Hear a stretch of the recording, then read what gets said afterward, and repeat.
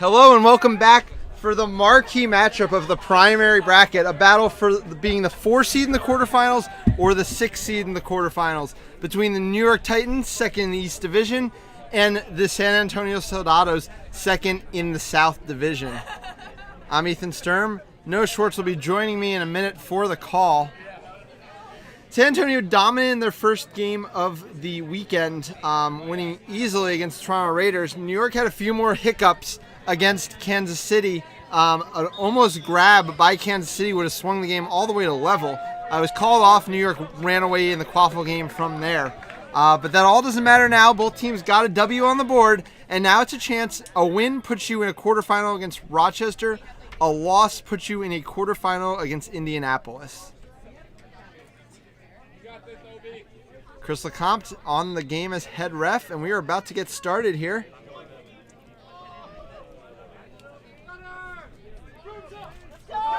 McIntyre and Ben Fernandez making a run for brooms up. Some contact, but McIntyre comes away with it and swings it over to Esparza. McIntyre face-off get-off there. He subs immediately. Fernandez will usually do the same after this first possession. Esparza across to Kite. Kite patiently waits, passes it over to Sanchez. Sanchez with a nice game in that first one, swings it back over to Esparza. Tara Tracy was really the spark plug early for them against Toronto. He has a bludger in hand right now. They're playing with bludger control. Daniel Williams also has one. No bludger situation created. Esparza trying to get by Fernandez. Fernandez with the tackle forces a pass back to Sanchez. It will be a successful reset, but it will be a reset used. Esparza looking to run on no bludgers. Has to get past Sanchez this time. Sorry, past Fernandez this time and can't. Devin Lee steps back into the play. Sanchez patiently bringing it up. Still bludger control with San Antonio, but that big tackle by Fernandez preventing the opening goal. Tracy beats away Tyler Walker on the wing. Now he looks to engage with Devin Lee. Lee throws his back but can't make the catch. Still bludger is there. Mel Kite on the far hoop. Easy feed and goal. 10-0 early here from San Antonio as we get the Soldados chant from the sidelines. Obviously a classic part of Southwest Quidditch is the goal chants. Yeah, and I think we've got a really nice matchup here, Ethan. We've got a lot of athleticism on both sides, and beating a game that'll be athletic and fun. John Jackson gets to start in this one over Parada, who's been playing with this first line in the first game and for a lot of the regular season. Alongside him, Molly Potter, Taylor Crawford, who had that huge first game, and Lindsay Morella, staying in this 2-male beater set with Devin Lee and Tyler Walker. And Morella's going to be given a lot of space here up top. So if she can create, it'll be nice. And Molly Potter are going to get the ball back, turn the ball over there, close to the John Jackson's going to pick it up. He's going to grab it. Tracy just a step too aggressive there, forces the loss of bludger control. But Luke Langmanes came out of nowhere to almost make that stop. That's his athleticism showing, and it was Stewart of San Antonio who really almost blew up that play in the first place with a beat on Tyler Walker. So we're going to pass over to Morella, who's again going to have some space. Molly Potter behind the hoops. Devin Lee there to create in the beating game. Going to get a tap beat up top. He's going to give Jackson some space here. Going to decide to pass to Taylor Crawford, who's going to rip it and score. Good shot there from Taylor Crawford. Yeah, I mean, Crawford's really been their player of the tournament so far on defense and on offense. He's kind of worked on that mid-range shot. Here, though, Miguel Esparza is going to try to get past him. Esparza charging on the field, leaves him in the dust, able to score there. Really nice heads-up play from Esparza to recognize the no bludger situation. Yeah, first time Taylor Crawford's been beat off the dribble all weekend. And it was really, I think, just the speed Miguel had coming in there. I don't think you're going to beat him from a walking pace, but from a running pace, you might be able to get around him. Yeah, just caught flat-footed a little bit, Taylor Crawford. Jackson looking to slow this game down a little bit. And we saw how dangerous the Soldados are in transition in their first game. I think New York has the right idea here, getting bludgers back to try and stop the fast break. Yeah, New York is not a transition team. They are a half-court team through and through. They like to slow the game down. John Jackson not able to finish there. Miguel Esparza able to take the ball off of him. Tyler Walker gets beat on the way back. So Esparza going to look again. Oh, and Tracy with the catch on Lee. A really nice feed there to Languinus from Esparza, who's able to get it just over Morella's head, and Languinus is able to finish on the little hoop. Yeah, I mean, a lot like those classic looks we see from Boston of just kind of running in transition led by your beaters. That's what San Antonio is showing right now. They just ran on a 2-bludger set in transition because they said, you know what, we'll cause havoc. Even if we don't get bludger control, which I believe they didn't, we're going to create an opportunity to score a goal. Yeah, there's aggressive teams like the phrase run on one, right? Run on one bludger. And if you can create a beat trade on 2 bludgers, you've got one. And if you've already got a head of steam going now, it's all the better. We got Hagag and Parada in for New York now. We'll see if this look is different offensively. I think it was fine. Crawford outside. Right back to Parada. Nice little play, give and go there. He's unable to finish on the top hoop. A little too cute there from Yada. Real cute there. A nice grab from Esparza. Esparza's not the tallest keeper, so I see the idea, but he got up to that one. Yeah, definitely athletic enough to cover some space. And this is the sub we didn't see in the first game. Miguel ended up eating 9 minutes. It's McIntyre in at keeper with this first line, and Naraki in at beater. Going to get pressure here. They don't have a bludger back, so Devin Lee is going to... And it's a great play by Lindsay Morello, playing all the way back. Steals a goal there. Tracks that ball all the way back. Able to pick off the pass and put it through the top hoop. All the time in Quidditch, you see the beaters press into the backfield, and you see no Quaffle players follow, so the passes are free. Lindsay Morello gets right in that passing lane and puts it away. And we've got Mel Kite behind the hoops unmarked. They're probably going to look for her. As she makes a cut towards either side hoop. And then they're trying to get by Hagag. Oh, wide open Sanchez.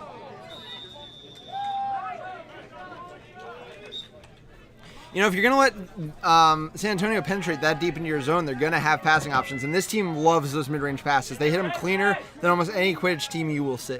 Yeah, it's really the death of you if you're letting San Antonio free runs across the face of goal. That's what, as a keeper, that you're going to have to step up and chip on a lot of those players. Yeah. And remember, we extended these hoops to be 9 feet apart now. A keeper literally can't block all 3 hoops from a shot. So we've got Parada on the right side. He's going to pass back to Morella. She's just going to... There hasn't been a lot of attack from her this tournament so far. She's going to have to be a player that goes forward. Now Hagag is going forward. There's a beater behind him. It doesn't matter. Oh, he breaks his ankles. He's going to dish to Parada. Dishes to Crawford. Crawford shoots and scores. Another 2 goals here from Crawford on what's been a hell of a weekend so far. And I think it's going to be I don't know, not a San Antonio timeout. They just need to reset the ball to the keeper. And we see Tim Wynn sub in. Ate up a lot of really good minutes for this team in their first game.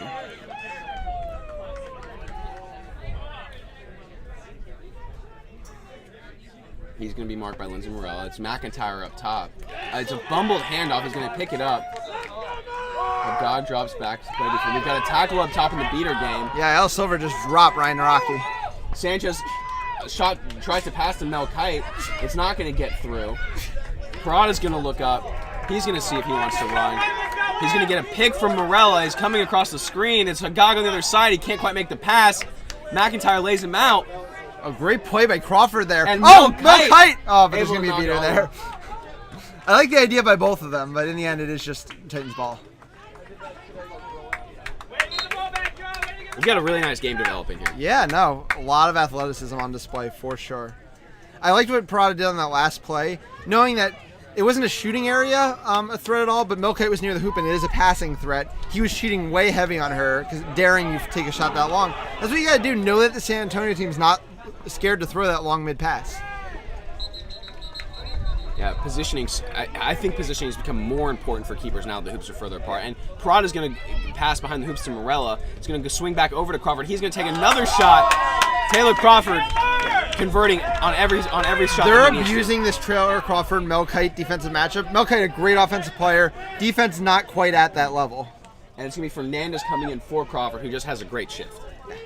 3 goals, gets the team even.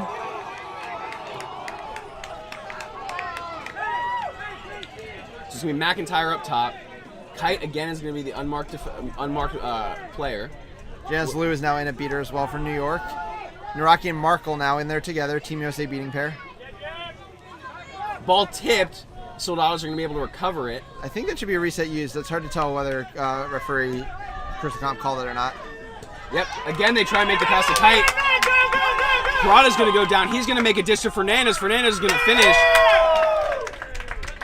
Great fast break, great awareness from Michael Parada there. You know, we talked a lot in the lead up to this tournament when we were analyzing it about how this matchup, San Antonio probably has more top-end talent, but New York has more experience and has more kind of strategic ideas. San Antonio jumped out fast, but New York has stabilized this game. And it's been Parada's positioning defensively that's been a difference maker. He's really taken away Kite as an option, which San Antonio has abused in other games. Now it's Fernandez guarding up top. He gets hit in the head. It's friendly fire. He's going to be fine. And Tim Wynn charges through 3 players, including Parada at the end, to finish. That's a good stuff right there. Yeah, big play there out of Tim Wynn, who has been playing bigger than his size all day so far. He's a beefy boy. Yeah. So we're at 50 all now. Exciting one here. I mean, I don't think it would surprise anybody if this one really ended up just coming down to who catches the snitch. Yeah, they're very evenly matched teams for sure. And the scoreboard suggests it. Now, I am curious what's going to happen when New York gets into their beating depth. This is the part of the game I think that is going to be most important for them. See, I'm more worried about their quaffle depth, what their second line is going to offer. And they did move Yada down to that second line, which might have stabilized it a little bit. We'll dish up to Morella. Hagaga's going to take his look. This is going to be a dangerous situation for them. Parada's going to have space now. A great dish to Lindsay Morella, who's going to get beat before Parada's down. That is a huge play by Jess Markle. She was way out of position. I don't think Daniel Williams knew how far out of position she was because he played overly aggressive, and then they slipped into Morella. She made a long beat. But yeah, we will be in stoppage here for the Parada injury. I believe they are going to call it beat before. The goal probably won't count. Yeah, no, it's definitely the right call there. So what do you need to see from the Soldados to reassert themselves in this game? I need to see a strategic adjustment, right? Mm-hmm. New York took their first punch and said, okay, now we know what you want to try to do against us, and we're going to stop it. Soldados they have 50 points. They had to have had 40 of those points within the first 2 or 3 minutes of the game. It's at the 10.5 minute mark now. And you were talking about chaser depth for the Titans. We'll see if Parada can continue playing the game. Are you worried if he can't? Yeah, for sure. Parada, Crawford, and Hagag have been the only quaffle line that's looked scary out there for New York. I'd also like to see Morella assert herself more with the ball up top. I think that we were talking about how good Rachel Heald is at getting into the lane. I think we need to see more of that from Morella.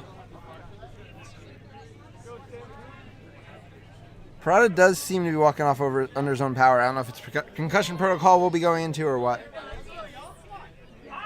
Okay, so it's going to be John Jackson, 66, taking his place. Really good, really capable player as well. Yeah. But now we're talking about the strategic adjustments. New York's head coach is now in the trainer's box. Even if he can just get back to the sideline, it would make a big difference for New York, I think. So in the quaffle game now, it's going to be McIntyre, Martinez, Kite, and Tim Wynn for the Soldados. McIntyre's going to take it over to the right side, looking for space. It's going to be passed back to Martinez. Martinez is going to look behind the hoops. They've got Kite on the far hoop, unmarked. She wants and going to get it back to McIntyre. Kite's going to make a run for it. She's going to try and take it back.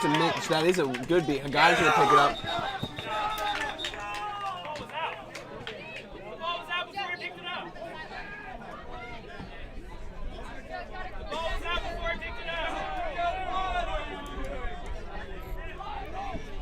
So they're delegating what happened on that play.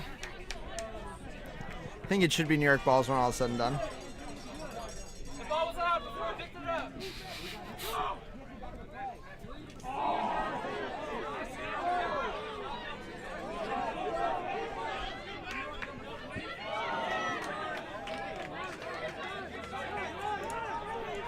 So New York Titans get called for illegally interacting with play after being beat. That's going to be a foul on Jeff Ebner. It's going to be a quaffle turnover.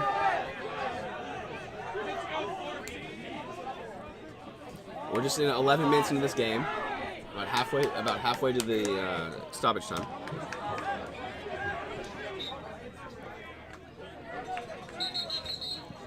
Ball's going to stay with New York, and Jackson's going to have it. Bludger turnover does give the Soldados dominance now. Yeah, they're not trying to press against a one-beater opponent. Janice Liu all alone out there with a bludger. And we're in that 2-2 zone. Here we go. We're in that 2-2 zone. Daniel Williams gets the beat. Now he's going to get the free press. John Jackson's beat out of the play. Ball goes, Morella's throw goes wide. Ben Fernandez ignores the beat. There it is. Perfect. Nice pressing. He's going to take a shot that goes over the hoop, but it's getting chased down by Tim Wynn. Yeah, me and you have been talking for years about how teams undercapitalize on power plays. Daniel Williams handled that power play perfectly on the defensive side. Makes the aggressive, makes the beat, turns into a turnover. But then just settle yourself down and use the fact that you have 2 beaters and they have 1 beater to create a goal. They've tried to force it a little too hard. Yeah, we haven't seen a lot of teams play this exact situation well. Giving up a lot of goals, in fact. Giving up some goals, haven't scored. It's really interesting how it's played out. So another killed beater power play, and now we're 12.5 minutes in, and we're at 50-50. Which I don't think either team can be that sad about based on how they've played. San Antonio is pretty deep in their quaffle depth again. And Jackson's looking to probe. Toss it behind the hoops. Nice play there. Goal from Landon Garfinkel there. First one for New York in a while. And New York now has the lead on that Garfinkel goal. Nice ball movement, but nice control of the offense from John Jackson there. To me, Tim Wynn holding the ball up top for the Soldados, and Garfinkel on the defense. They switch now. He stays on the ball, and Mohagog picks up Wynn with Esparza carrying. Meanwhile, on pitch 2 on our Twitch account, Kansas City and Minneapolis are in a knockout game that is going down to the wire, currently 160-150. Esparza down the right wing. He's going to get beat out. It's going to be a turnover. Jackson's going to look to create again. Fiona Weishart making her first appearance, I believe, of the weekend. Maybe she could get in that last game. Hasn't played a lot of minutes, though. She'll be playing with Tyra Walker. 2 of the transplants from this area. Fiona coming up in the RPI system. Tyra Walker coming up for Ball State.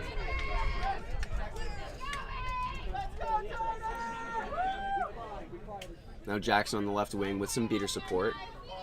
Got beat out. That's going to be a turnover. That's going to be a press here from the Soldados with no bludger to protect the Titans ball carrier. They're going to have to get moving here. They recover from it nicely. So I feel like you've started to see my frustration with the way they position Lindsay Morella. She's just not in dangerous enough spots. Yeah, it's weird. She's a Team USA player, really has always. And they basically use her as a safety valve. Yes, and Garfinkel behind the hoops. He's going to pass back to Jackson. Really create a decision there. They go cross goal for an easy one. Yeah, I like that little touch at the end there.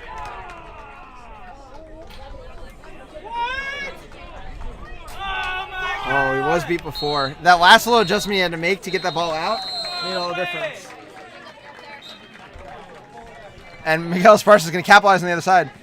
Weird play by Tyra Walker there not to throw that bludger, right? Am I crazy? No, not crazy. Definitely weird. So Esparza hits the shot, 60-all. Yeah, tied up 60-all with 5 minutes before the snitch is released. Prada's back on the sideline. He's got a clogged up nose, so probably got a bloody nose from that hit. Back with the keeper headband on. Jackson's played every minute in his absence. Luke Langone back in the game now for San Antonio. Obviously one of their star quaffle players. Zach Tracy also back in. He's had a heck of a day at beater.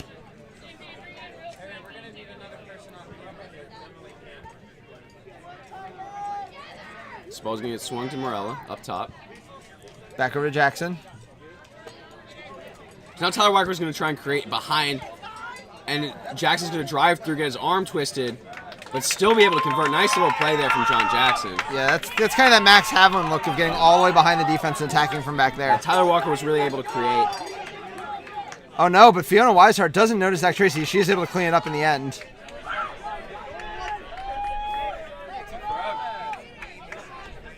Are you snitching this one? 16-minute mark, and right now it's still come down a lot to what happens in the snitch game, I would think. Walker able to separate the beater from the ball carrier. Esparza looking. Oh, Esparza misses his mid-range shot there. I think he would have liked to have that one back because he had plenty of options to score. Yeah, whenever you separate the ball carrier from the bludger up top, or in any spot, you're always going to create action. There has to be a response because the beaters are now going to be able to swarm the ball carrier, and so that's when your defense has to be most prepared to take on a drive.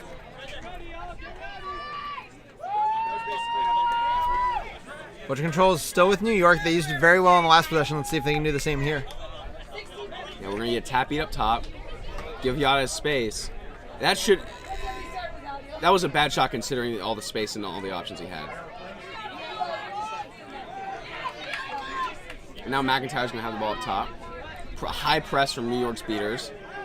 But as you've pointed out, when there's no response from the chasers, it doesn't really matter. Yeah, you just use your one reset and move on with your life. Lemnos able to pass to McIntyre. Guarded by Garfinkel, who isn't able to come up with a tackle. He sneaks away free, and McIntyre's able to put it through. Just bad tackling there. Yeah, Garfinkel was acting angry at his beaters, but you got to make that open field tackle right there. Definitely. You got to see. You always talk about arm tackling in football. You really have to step with your body and get a good grip and not just use your arms. But it's going to be Garfinkel with the ball up top. Yeah, you've talked about it. Morella in these spots you're right. She's just a safety valve. It does kind of allow her to play a lot of minutes, though. I feel like she hasn't been out of this game at all. Yeah. And they don't have bad turnovers or as many bad turnovers. Oh, nice shot there. It was a pass actually to Barada, who stumbles.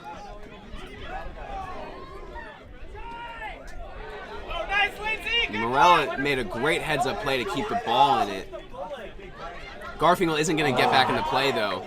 He's going to get beat before. That was a really heads-up play from Morella to block the beat that saved the turnover. Yeah, and they look the most dangerous, just like Kansas City looks most dangerous when Rachel Hill's in the lane. They look super dangerous when Lindsay actually steps up into the lane instead of just sitting back and making horizontal passes.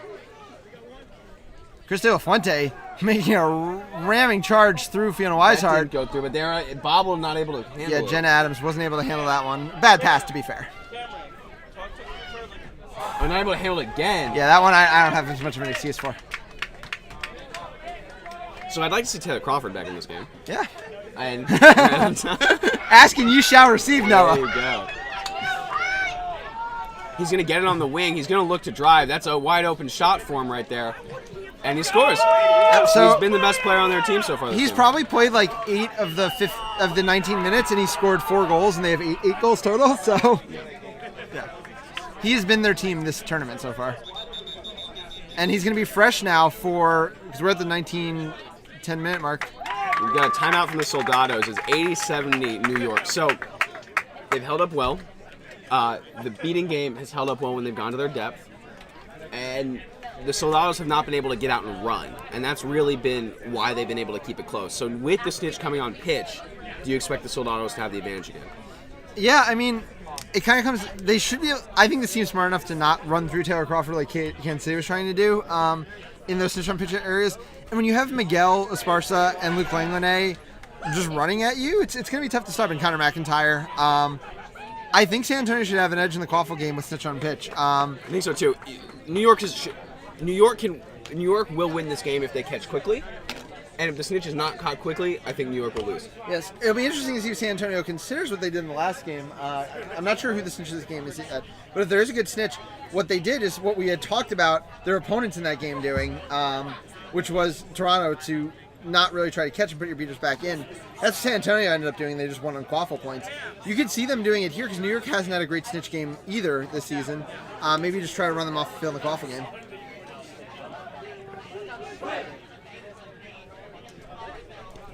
So it looks like it's gonna be Ben Fernandez to start for New York at Seeker, and I imagine they'll switch to Hagag once Fernandez if Fernandez decides to sub, because they're gonna need Jackson and Parada to play against a big physical fast Soldados team. Yep.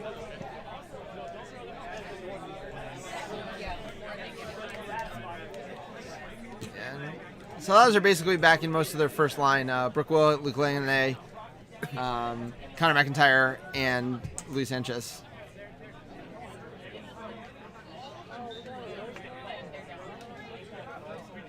So play is resumed here. We've got just under 45 seconds now until the 20-minute timeout. Joe Fuente is just doing whatever he wants right now, and big beat there on Weishart. Now Tyler Walker's way out of position. Yeah. And this is going to give Craig Garrison an opportunity now. He's going to pass off Brooke Willett, who misses. Brooks taken down. Tyler Walker made a big positional error there. Yeah. And New York and the Soldados weren't able to capitalize. This should be a free run now, too. Give it. Crawford coming back into play, dishes back to Parada, who is able to dodge a tackle. Back to Crawford, who makes a nice little head fake. It's 5 for Crawford. That's a huge swing. With Walker got caught out of position.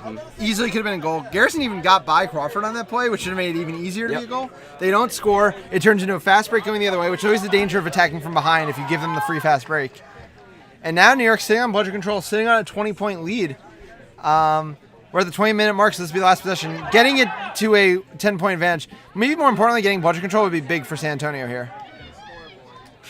good route from Taylor Crawford up top. Brings Craig Garrison down. And that's not the look you want. But Esparza is probably going to come up with this ball. He's going to get called for a slide tackle. I think it's going to be called on... New York seems upset, but I think it's being called on Mikel Esparza.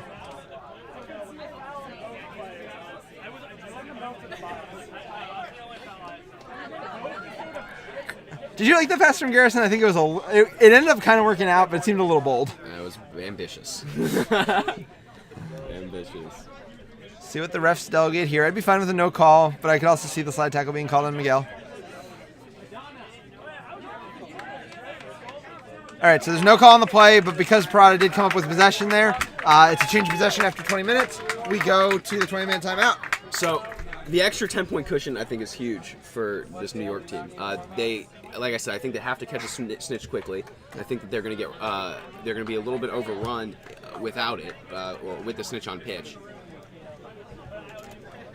Yeah, and now San Antonio to just win the qualifier game would need 9 goals. That is a long period of time, to be sure. Yeah, it is. I'm sorry. You should not be mad at me. How was I supposed to know?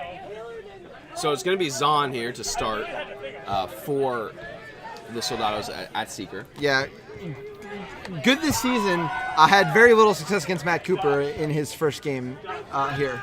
Admittedly, they probably only gave him about a minute or two before they subbed him out and just went for quaffle winning.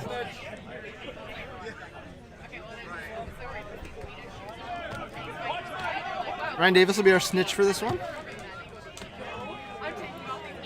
He'll be competing with the Southeast in our divisional games. Minor League Quidditch, welcome to play against our divisional teams tomorrow. It'll be fun to watch. We'll also be testing out some rules in those games, including multiple snitch catches, smaller bludgers, and a shot clock. That's right.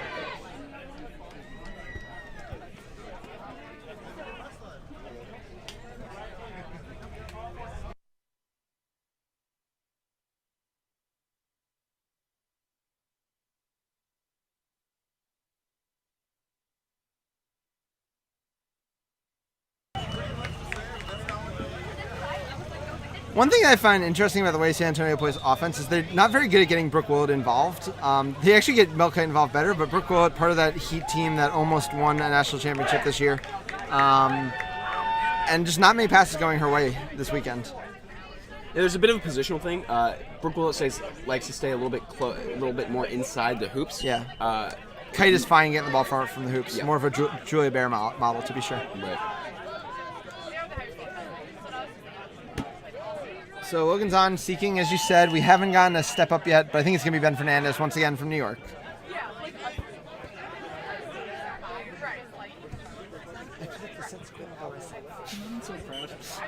Oh wait, I should run a snitch game.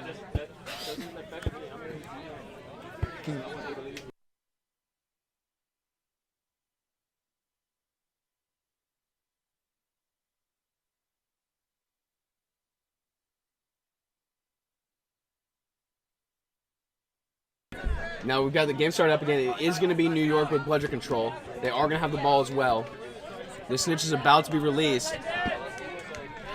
And here we go. Cristo Fuente right in there to get rid of Hernandez. Lee, great catch by Cristo Fuente there too. Taylor Crawford is going to take advantage of his matchup again. Yeah. I mean, what a tremendous game from number 2. Yeah, I'm surprised San Antonio hasn't made an adjustment. I think you just have to put one of your biggest guys on him at this point. because He's what been they're the most running through he's offense, been the so. most dangerous player. He's scored about as many points as I think the team has. six of their 10 goals now. Yeah. Sanchez So Morello up top with Taylor Crawford now going to come behind. He misses the tackle. Sanchez is going to find an easy goal here. Yeah, you gotta wonder if Crawford's getting a little tired from carrying his team for 2 competitive games. Yeah, he's gonna take a sub right now because he doesn't whiff a tackle like that very often. And it's going to be John Jackson. Looks like he might have had. Looks like Fernandez might have had the switch in his hand, but it dropped.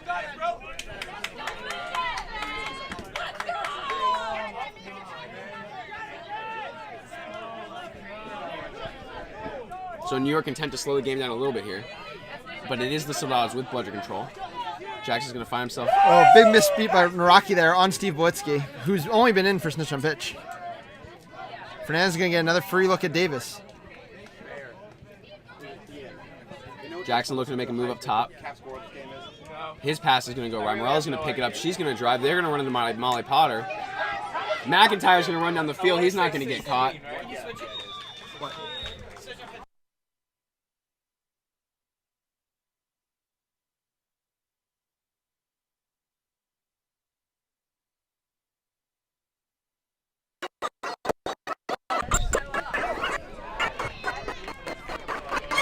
So our score now is 10-9. Game is to 160. And New York is rolling with that bigger chasing lineup with Parada and Jackson playing together. Yeah, gotta make up for the fact that Crawford's out of the game right now. Morello's going to come set a pick. Kite's not going to pick it up. She's going to run into her own beater, and that's how we're going to get a John Jackson score. The guy's getting a lot of time right now with Ryan Davis. Del Fuente looks tired. He's played basically the whole snitch on pitch at beater. Daniel Williams freshly in. Ryan Rocky had to take a sub. And Garrison's going to sub in at Seeker now and he's going to come close to catching that thing for the Soldados. Oh, and Hagag has the catch. So that catch will put New York just 2 goals away from a win.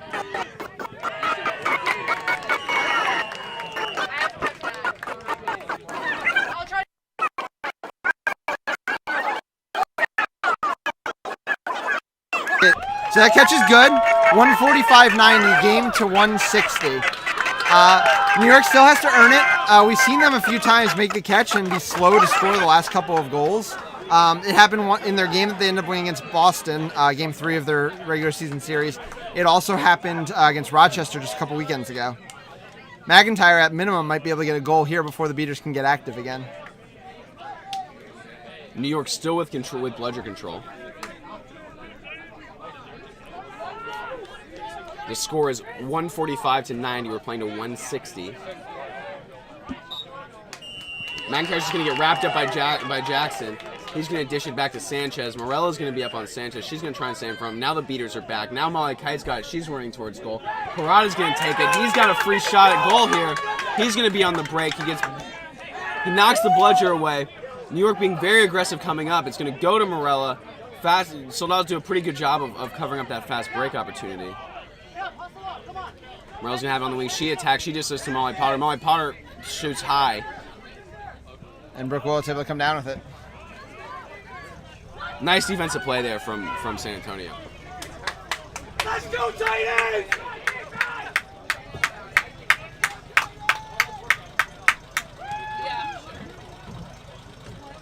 So this will be Langonos up top.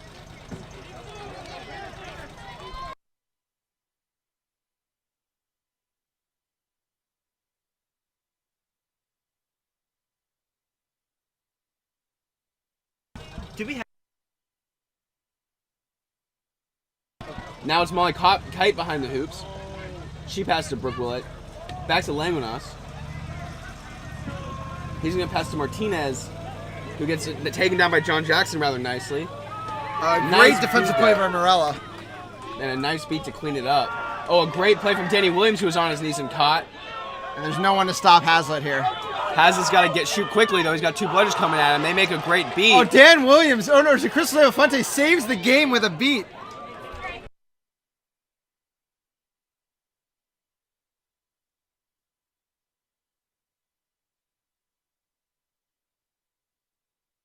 We've got a stoppage in play here after San Antonio saves their game. Yeah. Yeah, we had the time briefly wrong there, so we apologize for that. But it is 155-90, so next goal for New York wins.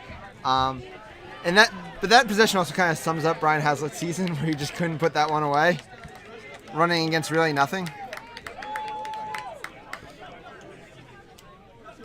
So New York, with this win, would get the 4 seed. They would go to Austin's side of the bracket. They would take on Rochester for a chance to play Austin or the team that ends up being the 8 seed, which will most likely be Austin. San Antonio, with their loss, would fall to 6. They would take on Indy for the pleasure of playing most likely Boston in the semifinals. One could argue that there was no real easier or harder route to be gained from this game. Yeah.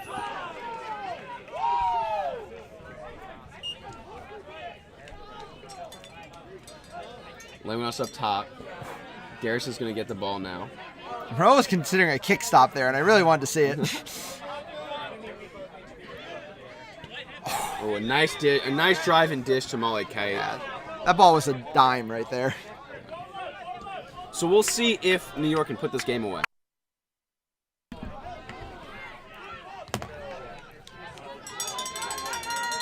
It's an interesting line choice here from New York.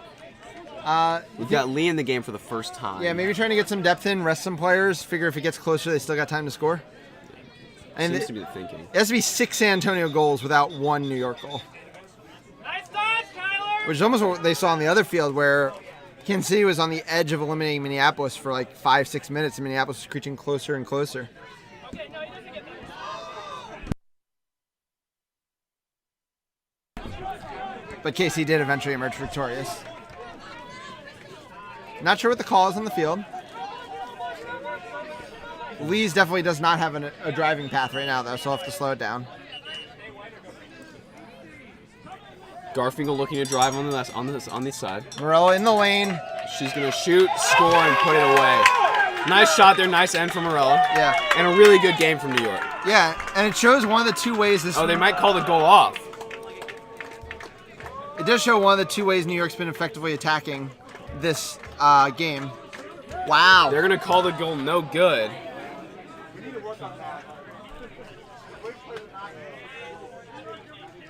Morella beside herself. It's going to be a foul called in the beater game that disallows the goal. Foul on number 24, Tyler Walker.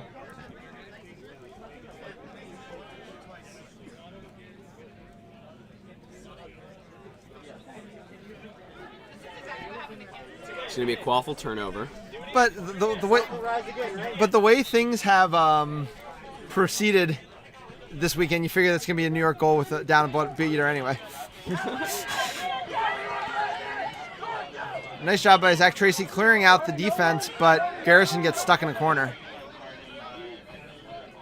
Langos is going to shoot. Didn't look good to me. They're going to call it no good. The whole crowd wants the goal. You know, one of the things I've questioned about San Antonio is we said that New York really kind of cut down their lines for this game. San Antonio really hasn't. I wonder if that's a strategic decision that they're going to do the rest of the tournament, or if it was like we were saying, there's no really easier or harder path out of this game, so why not be a little bit more rested? Yeah, we'll see what New York, if New York is able to close out here. Naraki and Tracy playing high here, but Naraki misses. And there aren't beaters, and they should be going. But now Naraki's going to get back. And that's Lee a goal. hits the shot. It's like we talked about. New York, every time they're down a beater, scores a goal. Pretty crazy. It's a really good game here from San Antonio, New York. 2 really evenly matched teams. The snitch grab, the fantastic snitch grab by Moha got really the separator. Yeah. And surprisingly, New York was able to handle the snitch on pitch rather well. Yep. So now we know 6 of our seeds. Obviously, Austin's the 1 seed, Boston 2, Indy 3. That was all set beforehand. New York wraps up the 4 seed with their win. The 5 seed went to the Rochester Whiteout in our last game, and the 6 seed will be the Soldados. 7 and 8. 7 is being about to be decided on pitch 2, and I believe 8 is about to be decided on our pitch. So we hope you join us back. We'll also probably grab an interview for the Titans before we sign off from this game. But thanks for watching.